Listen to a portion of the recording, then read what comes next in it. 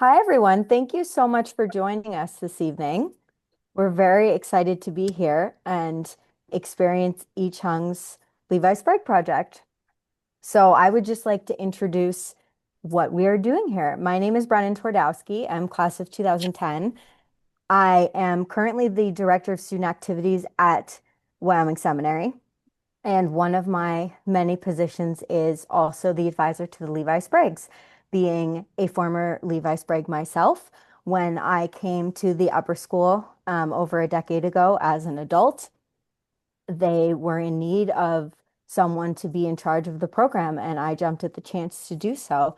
So I have been changing the organization of the fellowship and what's involved with it over the years as to what the school needs and what the students need, and specifically who the students are. In the past few years, we have added a component of the students doing an individual project as well as organizing as a group student activities and student-led projects. They also do an individual project. And this year we've had a variety of different ones. There was a basketball clinic, a lacrosse clinic.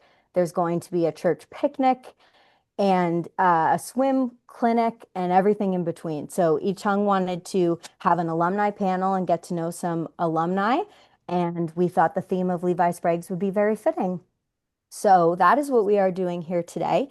And Yi Chung is going to tell you a little bit about himself and his project.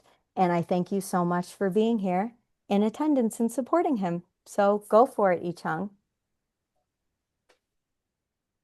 Hello. Thank you, Ms. T. My name is Yi Cheng, and I am a Levi Sprague this year. So first of all, I want to welcome everyone who is joining us today.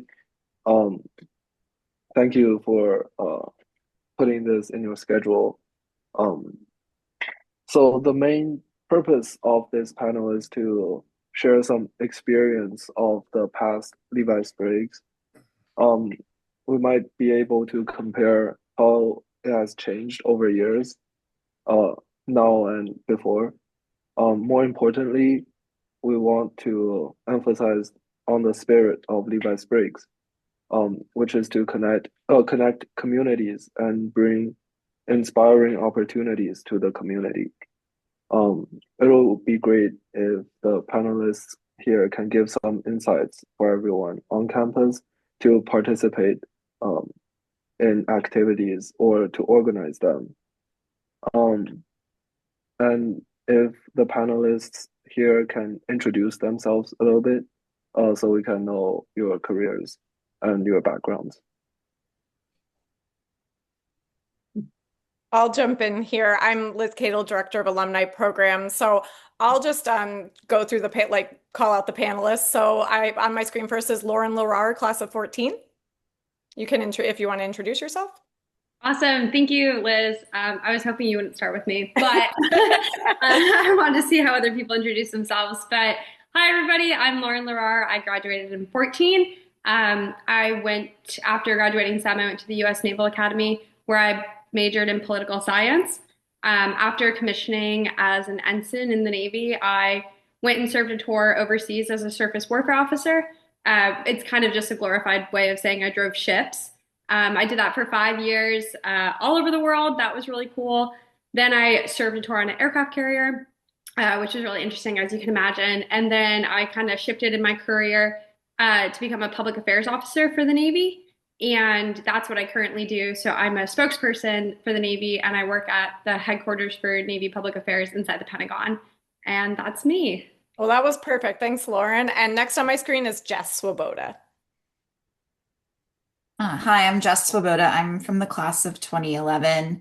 After SEM, I went to Villanova, where I was a member of their field hockey team. And then I went to UVA for grad school, and I'm still at UVA teaching and working in undergraduate advising. And I also run a field hockey club here in Charlottesville. Yeah, so that's about me. All right. And Allison Considine. Hi, I'm Allison Constein, class of 2010. I was a Levi Sprague with Miss T, same class there. After school, I studied at Pace University in New York City. I studied theater arts and double majored in English. For many years after graduation, I was an editor at a theater publication. And I still moonlight as a theater critic and write about arts education, but my day job is working at a legal tech startup working content marketing. Great. Next on my screen is Chris Ostrowski, class of '09. How's it going, guys? Chris Ostrowski, I'm '09. After SEM, I went to Ohio Wesleyan University, majored in international studies with a minor in history. I got put on the draft list for the MLL. It's now the PLL, the Pro Lacrosse League, but chose not to play, and I decided to switch my career. Actually, I came back to SEM for a year and was a head coach of the men's lacrosse team for 1 year.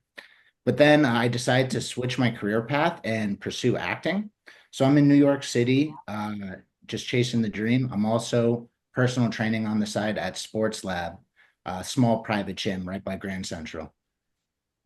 Thank you. Next is Jackie Thomas. Hi, everybody. I'm Jackie Thomas, class of '07. After SEM, I went to Notre Dame where I focused on archaeology and television. I have lived many lives. I've had many jobs, but most recently, I work at Northwestern University in alumni relations, and I also own and operate a wedding and event planning firm here in Chicago. Next is Elizabeth Blom. Hi, everyone. I'm Elizabeth Baum, also class of '07. Jackie and I were often known for gallivanting around campus and like over the top celebrating each other's birthdays. So she is well suited for wedding planning, I feel. But after SEM, I also played field hockey. I went to Ball State University and played field hockey there and majored in public relations. And then I went back to SEM for a year and worked there in student activities as well. So fun to hear Brennan's doing that. And then I kind of just like stuck in boarding school for a while. I was a faculty kid. My mom was at SEM for like 26 years or something. And I was at a boarding school in Lynchburg, Virginia, where I actually worked for another SEM. He was my teacher at the time, but or when I was a student, and then worked for him for a while. And now and I did college counseling there, and I'm now a college counselor at an all-girls day school in Baltimore. So yeah, pretty similar. I would imagine some students and things can imagine what my day-to-day is like. But yeah, so that's what I'm up to. Oh, and sorry. I also in that time got my master's at Penn in positive psychology. Thank you. And next we have Ross Feinstein. After SEM, I went to school at Yale and graduated to go build data products. And so now I build healthcare data companies and healthcare data products, and I'm really stoked about it. It's a lot of fun. Thank you. And finally, we have Catrice. Hi, everyone. I'm having a bit of technical difficulties, but I'm back. I'm also '07 with Jackie and E. After Carleton, after SEM, I went to Carleton College, majored in physics. Post Carleton, I took a year off, dabbled in some things, decided I missed science a little bit, went back to grad school, had my PhD in material science and engineering. Post-grad school, I went into the semiconductor industry, and as of recently, the CHIPS Act and all of that is in the news. So there's a new sprung up interest in semiconductors for the US, which is awesome for my career. So I've worked for Intel. I've worked for Northrop Grumman currently as a senior principal engineer. Awesome. Thank you. And those are our panelists for tonight. And we will begin the questions. Okay, thank you so much for sharing your backgrounds. The first question is, what do you remember the most about your time as a Levi Sprague? Anyone who wanna answer can jump in. I'll go first since I went first on introductions. I think the one thing I remember the most, and this has stuck with me throughout my career, is that that was really the first time in my life where it went from being about just worrying about me, Lauren, myself, to worrying about other people. And I think the word worrying kind of has a negative connotation, but I mean more so caring for somebody.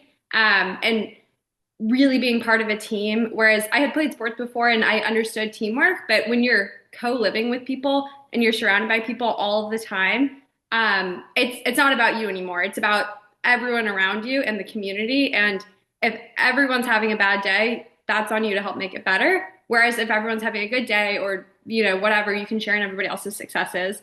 And that helped me a lot. Obviously, with a career in the military, it's not, nothing is about you ever. It's about the ship. It's about, everything else, the whole team. And I think my time as a Levi Sprague really taught me what it meant to be part of a community and sharing in the successes as well as the less, more challenging times. And that has really stuck with me.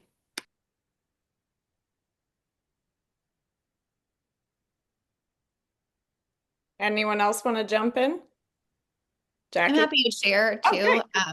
I guess, yeah, something that really stuck out. I mean, I think the STEM community is like very special. And I was a day student and lived in the dorm my senior year with as the Levi Sprague, and Catrice, my roommate, was had been a boarder like all the way through, and so it was kind of cool. I think sharing our like different perspectives, but obviously the community means a lot to me. I think having been like a faculty kid and things, and that's where I like returned home to after college and stuff as well. But I think in the dorm and things was like one of the more, prior to moving to Baltimore, probably like one of the more diverse places I've ever lived, and just like getting to be next door to people from all over the world. Like my very best friend is from SEM and she's from Sweden. And this summer we met together in Italy, and I would like go down, I lived on the fourth floor of Sweatland, and like go down the stairs to Liz Bang, who is from Korea. And it just was that was like a really special experience that I was so grateful for. I think where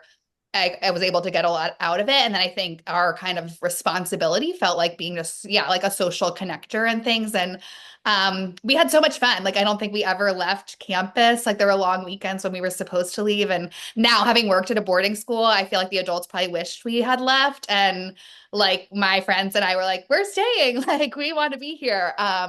And I don't know, just recruiting like freshman boys to like be our best friends. And it was just sort of like the best time to, I think, really branched outside of our class during our year and got to know lots of just like fun people, and some of those people I feel like are still like pretty primary in my life today.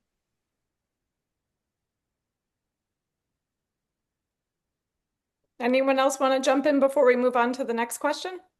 I'll add one more thing. I think looking back, one of the most fun things that you don't realize you have at that time is that you just get to sit on the couch shooting the breeze with other people. And like a lot of other people that you wouldn't normally spend the time with. And as you get older, you realize that that time is really hard to come by. And there was so much of that time that was so high quality. Yeah, it's just a really fun experience to be able to do that with all the different people that were living on campus or even off campus. So yeah, I wish I had that time again.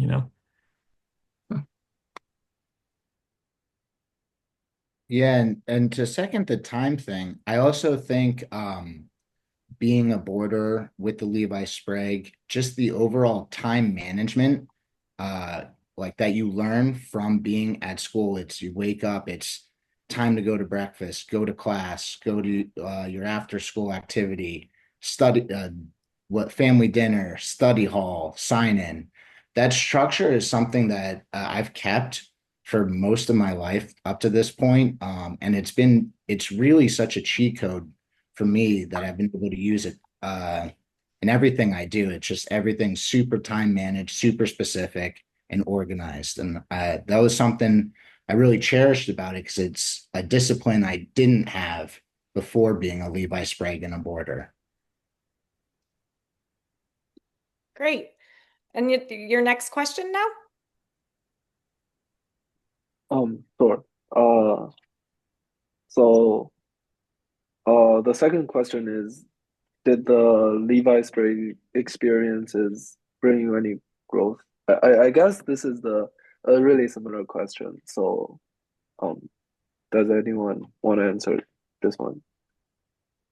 I'll jump in on this one. It's one I've been thinking a lot about. I looking back with more seasoned eyes, I'd say that at least for me, the growth part of being Levi Sprague was the journey leading up to it and learning to become a good community member at SEM. I think if I was to distill it down to three skills that I cultivated over the time, it would be being conscientious, looking around, seeing what's needed, and then also harnessing your energy because energy is such a powerful currency, and especially if you put it behind the needs of the community, it's fantastic. And I think we're experiencing it today in this event. You know, there's full ownership being taken, and that's huge. Taking initiative, harnessing your energy, and having full ownership is so big. And I think that's a huge thing I learned being Levi Sprague.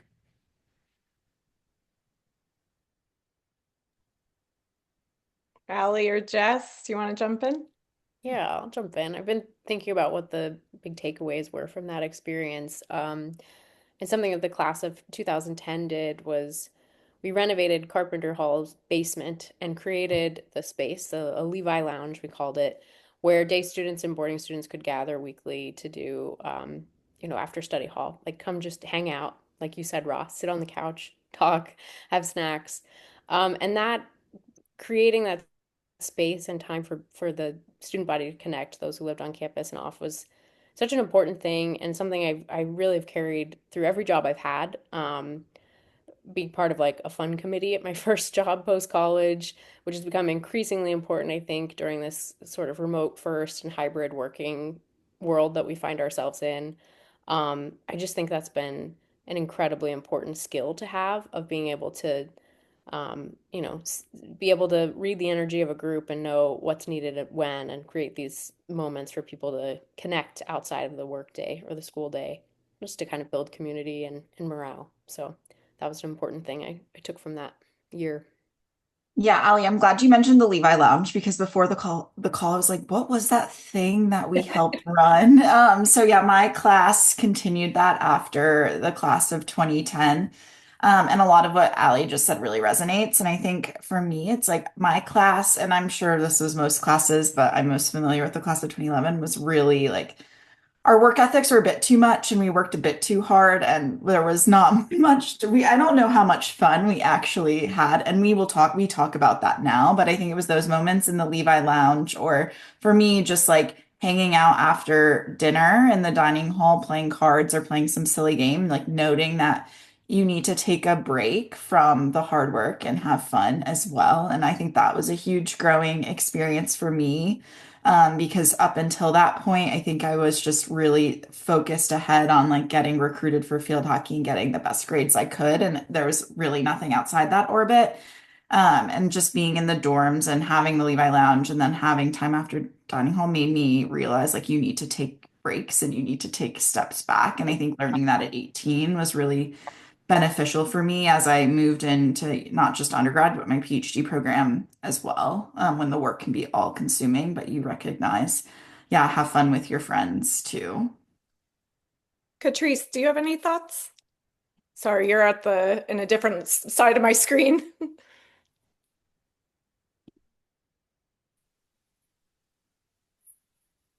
Oh, you know what? We don't have sound. Oh, you can't Oh, hear now me? you're good. Now you're good. Yeah. Oh, okay. Okay. Can you repeat the question one more time? Can you repeat the question? Yeah, Yes. sure. So did the Levi Sprague experiences bring you any growth? Or Yes, yes, oh, for sure. So, uh, I was already a boarder, so I was had been integrated into living on campus for quite some time. So, in terms of growth, it really just allowed me to continue to take the initiatives that I enjoy doing the most. I really enjoy volunteering. So trying to galvanize support from fellow boarders as well as day students to come out and volunteer at the soup kitchen or participate in the phone-a-thon, as well as sometimes just go lay out in the lawn and do nothing. Um, so At that time, I was able to really learn what it means to be a leader and what that looks like for me, and making sure that I put emphasis on having fun because I studied hard and a lot, as E probably can attest to, a lot of long nights, but it ended up being worth it. Great. Thank you so much. A lot of experience you guys just mentioned. Um, some of it I have experienced, but others it really inspires me. I've never thought of that before. Um, the third question is, what moments in your career do you enjoy the most? Um, Not about Levi's break anymore.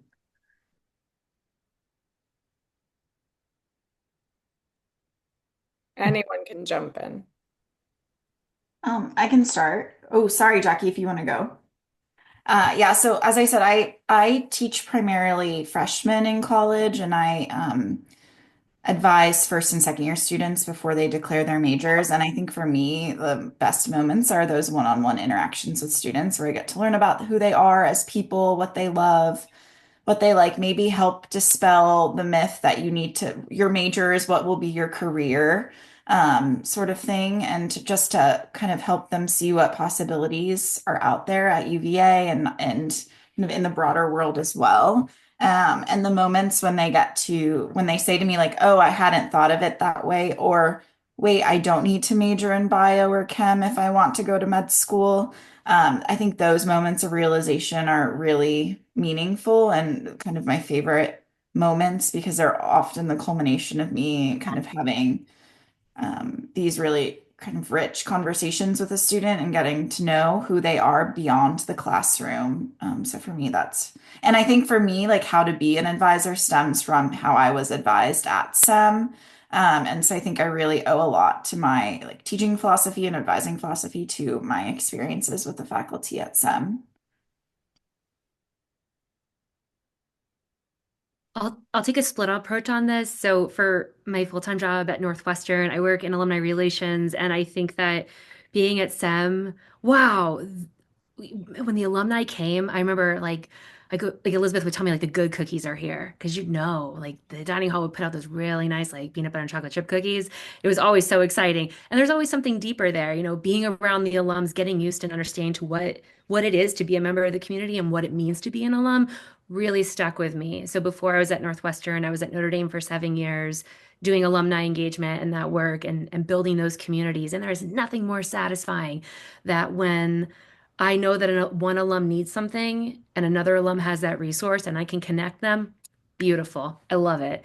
The second part is that SEM really gave you the freedom to create. And I love that. I came from a small Catholic school in the back mountain. There was not a lot of creativity being extended there. So when I got to SEM, my mind couldn't handle just the ability that you had to make something come to life. And I think that's what brings me to the wedding planning business is that it's such a high to create something with a client and then see it come to life and watch out like play out before your eyes. That process of creation never ever gets old. And so those two things really stuck out to me.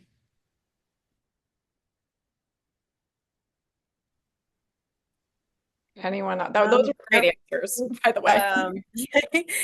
So throughout my career, I've been paid to basically solve problems in many different forms.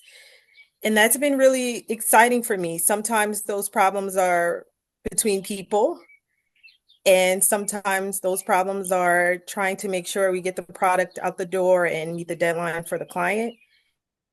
It's been really satisfying to be able to have, I would say, many different careers throughout my time, being able to work for different companies and really learning how to adapt and be able to succeed. And I think that's something I could definitely take from SIM, being around many different types of people from all over the world. And being able to learn how to relate to people on a personal level because people tend to work well with others they like. So that's a big one for me. Just I really love my job. I laugh every day. I have fun. It's hard, but I wouldn't have it any other way. Thank you.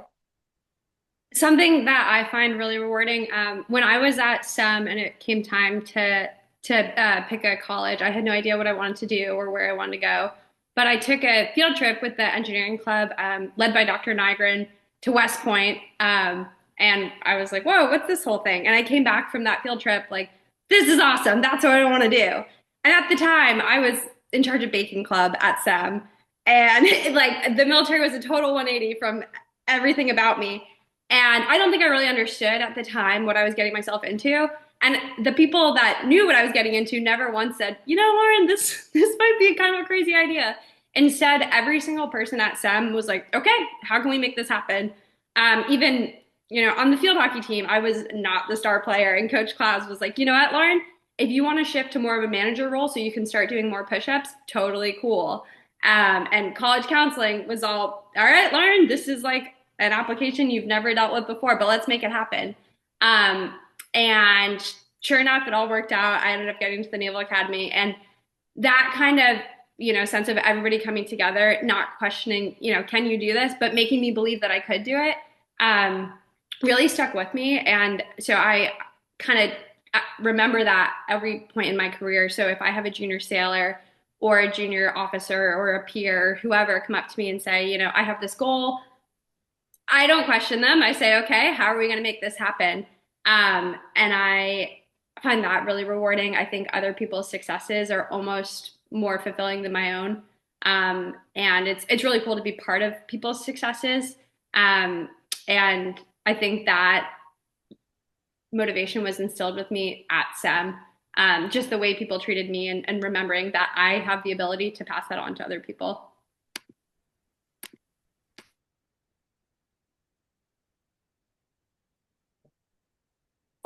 Thank I you. Is there, if no one else wants to answer this question, we'll go to the next one. I could say So, something. okay. Yeah. Go on. I think one thing that Sem taught me was the value of relationship. Um, in terms of being able to talk to the janitor all the way up to the president of the school and developing relationships with everybody on a real level. And that's something for me that I find a lot of satisfaction in my life. Being a personal trainer, being an actor, everything is relationship, communicating, talking, work. You know, I work with top level JP Morgan executives to college students to uh, everything in between. And it's been cool for me because when you find that relationship, one, like a couple people said, like Catrice said, she like laughs every day, has fun. And that's something for me I try to do as well. And I love that. And I think that's super important. And I think the value of relationship has been a huge thing that I got from the Levi Sprague program, where you're almost forced to engage in that a little bit more than maybe you would or wouldn't. Allison, did you want to jump in? I saw you on mute. Yeah, I'll jump in there. I think what my experience at Wyoming Seminary was so much focused on the performing arts. I was involved in madrigals and the, fall musicals and the spring plays and the winter workshops and dance. Um, and I just had such a wonderful experience of in the classrooms there, and being able to travel with the madrigals as well. I just loved the whole community's value of arts on campus. And that's just been such a through line in my own personal life. And then professionally, that really was the start of me writing about theater and arts education. It was my own experience at SEM. So I feel like that was such a huge, huge part of my career. And I think that's some of the highlights of things that I've been able to do over the years. It's like talking to students after the Parkland shooting, or I just recently went to a conference where teachers in New York City were talking through different strategies of how to work with multilingual learners, and just being able to highlight these experiences that people have in the classroom really ties back to the power of storytelling and theater and creating community on stage that I honed at seminary. I would just love to add something really quick too. I think I didn't really realize this at the time, but then once I left, I feel like SEM was like a very empowering place as like a young woman. I don't know if other people on the call would agree, but having now working at an all girls day school, having been at a co-ed boarding school, that was kind of like in the South, like I think I felt like I never felt less as a woman, like ever when I was at SEM. In fact, the opposite, like our field hockey game, like we were the homecoming game. Like Klasner Field was built my senior year. And I think I don't know what was going on with football, but like we were the show. And I think I just like went into the real world being like, yeah, like why wouldn't I be capable of doing this? And I think just, yeah, like seeing our peers like on stage or like seeing I think other women come back. I think just being like the first co-educational boarding school in the country too. And like that starting in 1844 when the school started, like having worked at a school that didn't go co-ed until 1987, like is something I look back on and I'm really proud. And I like to be able to say like, yeah, I went to the first co-educational boarding school in the country. And I think I felt like that was very evident. And I think, I mean, in some ways, like how naive of me that I didn't really feel less as a woman until I was like in my 20s or wasn't made to feel less in that way. Like that was just not my experience at all. I think to some extent that's credit to my parents but people like having coaches like yeah Klasner and Katie Kersey and Tori Davey and like living in the dorm with Jennifer Siff and Justine Button and there's these people who are just like so hardcore and accomplished and like such great role models. And I went to SEM since I was a kindergartner too, so I think some of that was ingrained in me. I very much think had I not gone to the upper school and like gone to a different school, like I probably would have been shoved in lockers. Like I was like pretty tiny at the beginning of high school, and then but by the end, like I was a Division I field hockey player, and so I just think that now working with young women and just like the world as it is today, I think that's such a takeaway that I'm like so grateful for. And like seeing all these like awesome women on the call too, who are like, I think hopefully disseminating that on. But I hope that's still how, the girls on campus feel because I really think it like created that environment and I'm so grateful. Thank you. Thank you. I'll move on to the next question now. So, did AI change your career? If so, how? And uh, if it did, how did you see it change the whole industry? I can jump in here. I've been talking about arts writing, but my day job is I'm an SEO editor, working for search engine optimizing content, as a writer and editor for a law firm, a legal tech startup. But yeah, it's changed a lot of things. I think the way that we share information and how people find information online has really changed the game for writers. I won't say that AI generated copy is good, but I think the convenience of it has really shifted priorities for big companies. I'm a big believer that human editors are necessary at any stage in the editorial process. But yeah, I feel like it's a little bit scary to be a writer or an editor when so much of our jobs are now automated.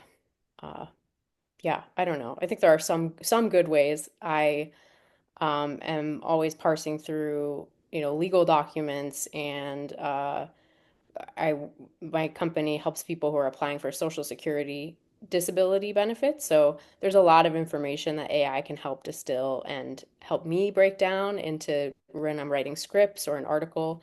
Um, but yeah, for the most part, I think it's kind of it feels like the Wild West in terms of creating content that is you know, for Google. It feels scary when AI overviews are taking over the search engine results.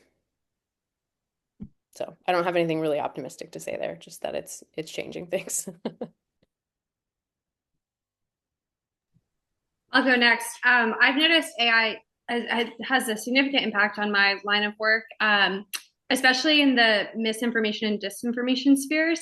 We've seen different adversaries around the globe really generate false imagery or false videos. And a prime example of this just recently is there was a false video of an aircraft carrier under attack or being sunk. And then we got queries from national media outlets, everyone in the Pentagon press corps, asking us to verify the validity of that video. That it really looked like they were sinking one of our aircraft carriers, which is obviously a huge deal. That would be a national catastrophe.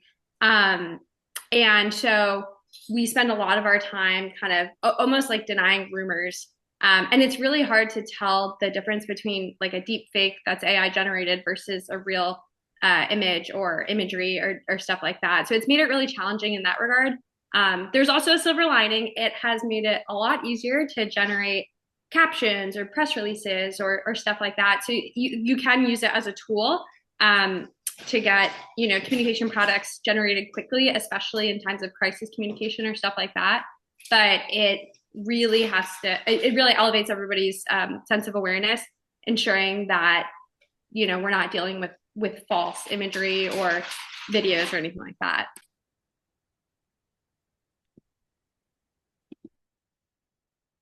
Yeah, I know for acting, it's really been an interesting I don't I in what would you call it? Like I don't know, it's been interesting. Um Era? yeah, era, evolution. What happened with with acting, it people like the real actors, the people with a lot of lines and stuff, maybe not so much. It doesn't affect them right now too much, but it's a lot of the background actors, a lot of like people that do editing and stuff. They were able to use you go on set, they take like a full body image of you, and then they could use that image indefinitely for every project forever, only paying you one time. And so that's what there was a strike about it and everything with SAG, which was very interesting because that's very unfair. And so it kind of affects people in my world in that side, and then takes away like editors' jobs, writers' jobs as well. But at the same time, it's not going anywhere. Whether we wanted to or not doesn't really matter. But it can be a great asset and a great tool for more of like the independent filmmakers, the I don't know, just smaller people, just to gain like almost give yourself personal assistance, bigger, like a bigger crew, bigger budget, bigger things, to organize stuff in a better fashion. But it has been very interesting. But I don't think AI could ever really take away from like the true actors. I got to see I was a stage manager for this one-man show called Sea Guts. It was written by Michael Aronoff, who won the Tony for Oslo. And he played 8 characters. And normally in a one-man show, there's like a dialogue back and forth with the audience. I mean, this guy literally just did a play. It was the craziest thing I've ever seen. And I'd be hard pressed to find a world where you could ever replicate that. The true feeling that happens in theater, in that moment, it's so alive. So, but it's definitely made a big impact, and it is changing the way things are done. So it'll be interesting to see what happens. Ross, I'm just calling you out. Do you have any thoughts? I mean, uh, AI is like, I'm sure folks have read about how AI is as big a shift as, say, like mobile was in technology, and it's probably way bigger than that. And I think we're just at the very earliest stages of how important it is to understand how to use these tools and how to think about making sure that whatever it is you're excited about doing in a career is going to be different because of these tools, or how you need to adapt to make sure that you can be the most productive with these tools. So there's not a single thing that I think I do on a day-to-day basis that is the same in on April 30th as there was maybe even like 2 years ago. And I think we're kind of on like like a 7 month, time frame where whatever wasn't possible 7 months ago or 6 months ago is probably worth revisiting to decide if it's possible or if there's capability that kind of can be unlocked by using these tools and whatever it is you're doing on a day-to-day basis. And it's a pretty wild experience. So I'm coming from a place where like I build software and in data products for for various different folks. So like I'm in the thick of the technology world, no doubt. But I think it's the type of thing where if you ask 100 people, only like maybe 5 or 6 of them will have actually spent like the real time understanding the tooling, and the rest won't have. And so there's going to be a big disparity among those who really understand how to use the tooling versus those that don't. So I don't know. That's my perspective. Anyone else? All right, and our final question. Okay, sure. So the final question, um, if you were to organize an event at SAM now, what would you do?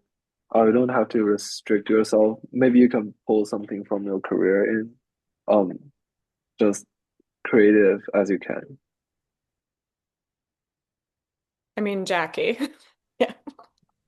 You know what? I actually I have a ton of stuff. And I talked to Maddie last month and I pitched this event and I still owe her the playbook for it. It's something that just came into my portfolio, but we do it at Northwestern, and I think something that Northwestern and SEM have in common is their global presence. The alumni network, when you enter a university, really it's a 4 years to forever promise, right? That you can pull on those relationships and that community to guide you throughout your life. So I think nurturing that is exceptionally important, not just because it employs me and pays for my groceries, but in general, relationships are important, which I think we've all established here. But the event that I would pitch, it's called Northwestern Connects. Maybe it's something like a night of connecting KNIGHT because there's a pun and it was low-hanging fruit. And I love a pun, but the gist is that basically it's you pick one night and there are gatherings throughout the entire world. Just it could be a cocktail hour, any sort of gathering of SEM alums throughout the world, and it all happens on one night. And when we do it at Northwestern, we have over 105 locations that we manage, and it's pretty exciting. The part that I'm most excited about events for is that they don't end at the end of the event. It's that we should be carrying those relationships on. So something that I'd want to see at this particular event, let's say we had one in Philly or we had one in Chicago. Something we do is maybe have a reciprocity board, because especially in alumni relations, a rising tide lifts all boats. So if one of us in this community does well, we all do well. So you could have two boards. This is what I have to offer, and this is what I need. So maybe, Ross needs another, maybe software engineer for his team. Great. He puts that call out. Someone picks up that card. They start that conversation. So that is what I would do. Normally I'm a lot more of a whimsical, fanciful person, but I'm all about networking right now, baby. So that's the idea you get from me. You Something need like, to send me that playbook. you got Yeah. it. I'd be so happy to. Yeah. Do you have a representative from the school at every event, or are you calling on alums to, you know what I mean, like kind of run those events themselves?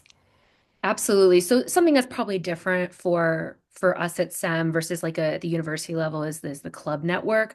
But clubs host, but a lot of times Okay. we're putting the ask out to regular alums who just have a passion for being a wildcat and they want to gather together. I had an alum in Bozeman, Montana. They had 3 wildcats out there and they had a great time. And Oh, she that's has never cool. volunteered for us before. Yeah, so I will be happy to send you that playbook, and it Yeah, that'd be shows. great. Yeah. I have an idea, Liz. If I were running a random event for SEM, I would run an event which was like for the students, oriented towards like what are some of the things that nobody actually tells you about the real world, about working in the real world in particular, that if you just knew and you had a little bit of, coaching or guidance could save you a lot of time about what some of those norms are. And they're very different than the norms about working in high school and even in college. And I think it might actually be quite helpful to to know those things before you actually go to college, not actually during college or after college. I learned more in the first 3 months of working a real, a real post-college job than I did in all of college, I think, as it relates to like what I actually knew and how I interacted with people. So, That was a great idea. Um, and this might be because of where I'm like what my position is right now, but I feel like teaching students how to appropriately and properly use AI could be beneficial. And I say that as coming from someone who teaches predominantly humanities-based classes. So I've needed to get creative about what writing prompts I ask so that AI cannot easily generate the essay responses for students because students will submit those as their graded assignment.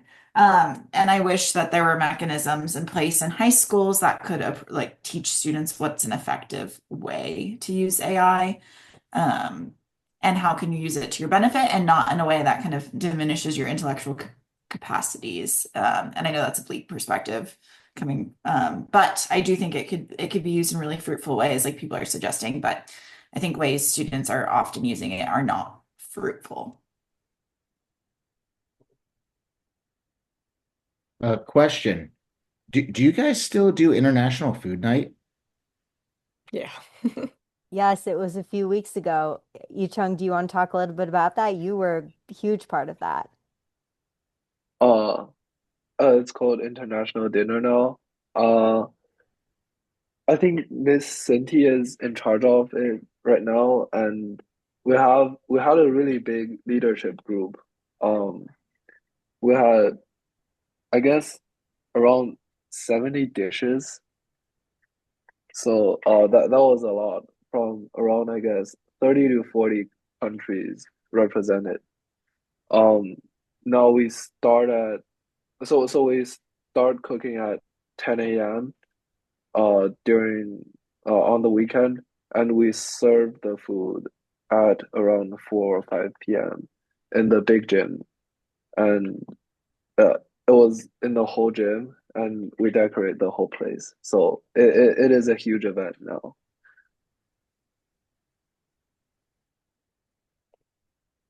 Does anyone else have an idea for an event that I can put in my idea? This question was for me, I think, to I help. think it was for both of us. I think Yeah, we're exactly. gonna teamwork this for We sure. are. Yeah. I don't know if this isn't really an idea, but my first year when I worked at SEM, alongside some of the Levi Spriggs and the students who are also in student government, they happen to overlap. We started SEM Dance Marathon, which it's like really exciting to see. I think just was in its 13th year. That was something that I was really involved with like in college, and then I just started working at SEM like fresh off the heels of that passion being probably like at its highest. And I think alongside what Catrice was saying, I think like just ingraining the like life skill of service, I think is so important. So like any opportunity, I feel like I've seen you guys, I mean, I follow some on social media a lot and stuff too, like seeing the day of service and things. Like I think that's something that I wish my students were like doing more of, like really authentic opportunities for service and things. So I think the more just students can be seeing the world outside of themselves, which obviously like the adolescent brain isn't really like there developmentally yet, but I feel like being a Levi Sprague and living in the dorm kind of pushes you to develop beyond what you're kind of at that stage of high school. And I think just like more opportunities for that. I remember like going off to college and professors being like, oh, like you know how to talk to adults. Sometimes, you know, students don't. And I think part of that was probably like being a faculty kid and just but I think STEM really like instills that in you, and I think finding ways to use that more immediately, like as far as just yeah, getting more involved in the community and we're I think a place like SEM and the space that it's in is unique and really lucky and has like a lot of resources, and to be able to just like I think share that and more I feel like would be like so great for everybody. And then I think to send students off into the world who are are already developed to serve and to put others' needs alongside or higher than themselves, I think is a valuable thing to continue. For sure.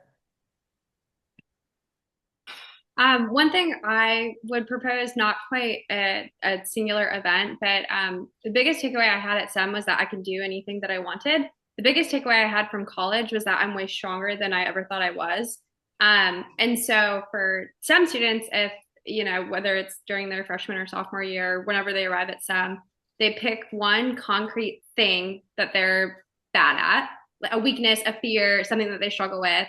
And it has to be concrete. It can't just, like, sometimes I, say silly things, whatever. No, it has to be like, I'm scared of public speaking, or whether it's mental or physical, like I'm bad at running or something like that.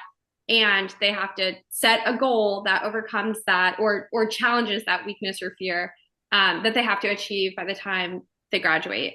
And then they work with, their advisor or whoever to, what are you doing to get on track for that? And it can be, say your weakness is public speaking, or even talking to people, or like keeping up relationships or something like that. I made, this new connection. I got coffee with one new person once a week, whatever, once a month or whatever it be. But I think really instilling in students that they are way stronger than they could ever imagine, and really, pushing their boundaries early on in high school would really benefit people a lot. I like that idea. Okay, we only have 3 minutes left. So I think right now we'll see, are there any questions from the audience?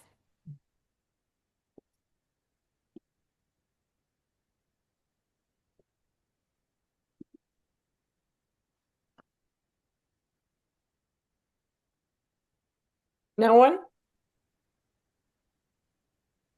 I just want to say thank you. This was a great evening. It was nice to see you all and nice to hear from you about your Levi experience, but also what you would suggest moving forward and what you're doing in your world right now. Yicheng, excellent job putting this together. Thank you, Ms. Bartroll. Thank you. Yeah. So I'll end this up really quick. Thank you everyone for joining us. And thank you for the panelists who shared your experiences. Um, it has been really fun. Like some of it is the school I knew, like some of your experiences, but some of it actually I've never thought about, and I could never imagine um I could never imagine that by myself. So